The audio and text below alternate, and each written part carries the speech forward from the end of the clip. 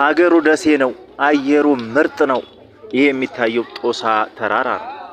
የጦሳ ተራራ። አሰላሙ አለይኩም ወራህመቱላሂ ወበረካቱ። ውድና የተከበራችሁ አድማጭ ተመልካቾች እንደምንከረባችሁ እንደምሰነበታችሁ፣ እኔ ሰላም ነኝ አልሐምዱሊላህ። ዛሬ ደሴ ነን። ደሴ ዘንድሮ የዝናብ እጥረት አለ።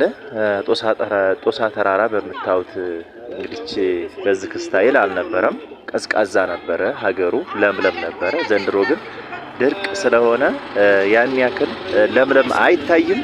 የጦሳ ተራራ በዚህ መልኩ መታየት እንዳልነበረበት ታውቃላችሁ። የዝናብ እጥረት ስላለው ነው።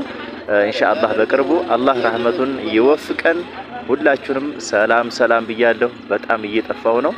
እንግዲህ አንዳንድ ጊዜ ከሚዲያ ላይ ስንጠፋ ብዙ ነገሮች አሉ፣ ብዙ ወዳጆች አሉ የሚጠይቁ። ዛሬ ደሴ ላይ ነገ እስኮቻ ላይ ይሁን። ሁላችሁንም ሰላም ሰላም ብለናል። ህንጻ